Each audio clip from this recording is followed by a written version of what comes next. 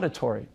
Sure, each of these senses is unique in a particular way, but what children learn from them is driven by the same basic mechanisms. This brings us to the biological level of analysis. The grandmother of all mechanisms that unites all learning and development is the neural process of plasticity. I always tell my students in intro psychology, if you're going to remember 3 things about the brain, plasticity should be number 1 on that list. In the next section, I'll tell you about the other 2. We'll have an entire lecture on the brain in the next section. But for now, let me give you a little primer on plasticity. We've already talked about neural connectivity. Remember, there are hundreds of times more neural connections in the brain than stars in the galaxy. The brain cells that are connected are called neurons, and the connectors are called synapses. A synapse is the way that neurons communicate with one another through chemical and electrical signals. Everything we do is controlled by this complex neural network, and it's constantly in flux. The neural connections you had as a newborn are radically different from the ones you have now. How did that happen? The answer is plasticity. Plasticity is the property of the brain that enables changes to its neural connectivity. These changes can involve creating new connections, or they can involve strengthening, weakening, or eliminating old ones. These changes are called Hebbian learning, in honor of the Canadian psychologist Donald Hebb, who wrote about the process in his 1949 book, The Organization of Behavior. The idea is pretty simple. If a particular neural connection produces useful behavior, that connection is strengthened. And if it's very useful, it might even sprout new connections to strengthen it further. But if a connection no longer serves a useful function, it is weakened or even eliminated. You can remember these 2 processes with the following mantras. For strengthening or creating connections, think cells that fire together, wire together. And for weakening or eliminating connections, think use it or lose it. The reason plasticity is so important is that it underlies everything. Without plasticity, there's no learning and there's no development. It's the ultimate innate domain general mechanism. By the way, if it's easier to think about plasticity as an innate process rather than a tool, that's fine, whatever works for you. Here's another key aspect of plasticity. Our brains are much more plastic early in life versus later. Why might this be? Well, plasticity functions to help us specialize during development. Humans come into the world with a pretty empty survival kit packed into our DNA. We have to learn to survive. This is in contrast to many other species who enter the world ready to go.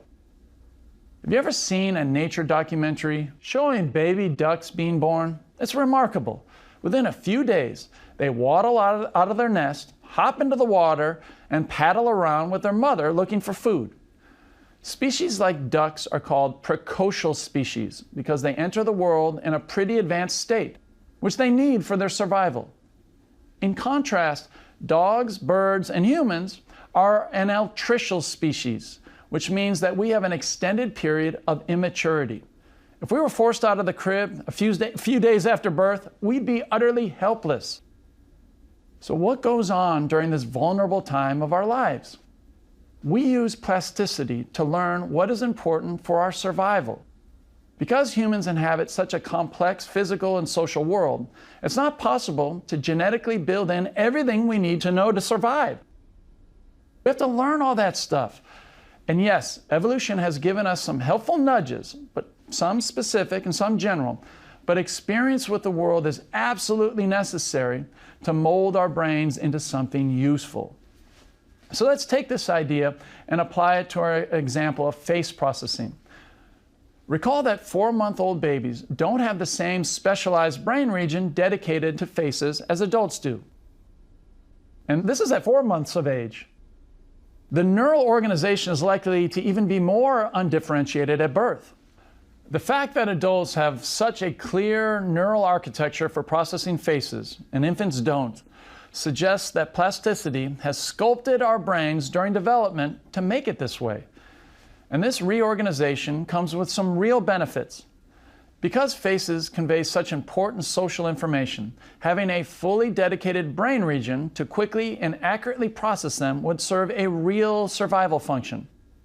So here you can see a trade-off between being plastic early in life and being less plastic later in life. Being open to change early on helps the brain learn and commit to what's important, and locking in later allows it to process that information much more efficiently. But this raises a big question. What causes the brain to lose its plasticity and become more rigid and specialized? One possibility is that it's just an innate mechanism, like a ticking genetic clock that gradually shuts down plasticity with each passing moment. As you'll see in the next section, this is true to some extent, but scientists believe that a more powerful force is responsible. This is Gopnik, Meltzoff, and Kuhl's third and final mechanism of development: unconscious tuition from others.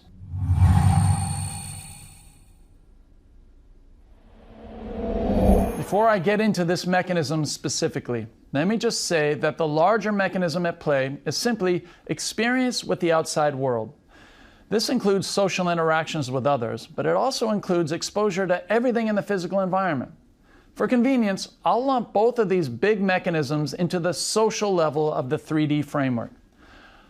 All of this social input interacts with the brain's inherent plasticity, and this combination is the major driver of learning and development. Both are necessary, but neither is sufficient alone. Without plasticity, social input cannot shape the brain, and without social input, plasticity has no guide. The two mechanisms must work together. With this in mind, let's focus on the more specific mechanism of unconscious tuition from others. What do Gopnik and company mean by this? As the term implies, it has to do with the sort of guidance, but not in the traditional sense. We all know that explicit guidance can powerfully shape the mind. That's why we have schools. For that matter, that's why you're listening to these lectures. But unlike its formal counterpart, unconscious tuition is done spontaneously, naturally and inadvertently by parents and older adults, not to mention older siblings and peers. Children are prolific learners, and they start their informal education from the day they're born. And we, as fellow humans, are their teachers, whether we know it or not. In addition to surrounding babies with physical artifacts of culture, like shelter, clothing, toys, food, we bombard them with social aspects of culture: music, facial expressions, games, physical contact, and the big one, language. Human babies are awash in words from the moment they're born. For the first 3 years of life, most children hear on average 10,000 words a day, and some who are raised in highly verbal environments hear over 30,000 words a day. The interesting thing is that most of these words are not even directed at the child. They're just a natural part of the environment, like oxygen. Actually, oxygen is a pretty good comparison. Some children absorb more words per day than they inhale breaths of air. Let's apply this unconscious tuition mechanism to our example of face processing. Informal face training for humans starts on day one. It begins when parents hold newborn babies about a foot from their own face, seeming to instinctively know a neonate's sweet spot for seeing objects about a foot away. And it just continues nonstop from there. Although we don't see as many faces in a day as we hear words, we see a whole lot of them. Estimates suggest that by the end of our lives, we will have encountered several million distinct faces. And not only do we see so many faces, but they have a special meaning for us. Recognizing and remembering faces is highly useful for successful social interactions, and in some circumstances, it's crucial for our survival. So if you think of all this casual exposure to faces as a type of informal schooling on an important piece of social information, you shouldn't be surprised that our brains change to more efficiently process faces with every new exposure. Capitalizing on the brain's plasticity, we dedicate a chunk of cortex specifically for faces. Real estate is expensive in the brain, so this is a big commitment. Okay, here's the final twist. Even though the FFA becomes specialized for faces, does that necessarily mean that it's innately designed for faces specifically? This was the question asked in the late 1990s by Isabelle Gauthier, a cognitive neuroscientist at Vanderbilt University. In one of my favorite neuroimaging studies, Gauthier used fMRI to investigate FFA activation in adults who were and were not bird experts. She reasoned that bird experts have comparable expertise identifying birds as they do humans. If the FFA is innately designed specifically for human faces, the bird expertise should not matter, and the human faces should produce more FFA activation than faces of birds. If, however, the FFA is driven by visual expertise more generally, bird experts should have a similar FFA activation to human faces and bird faces. Well, if you've been keeping up, you probably know where this is going. Whereas non-bird experts showed the signature FFA activation only for human faces, bird experts showed comparable activation for both bird and human faces. And this activation was related to their behavior.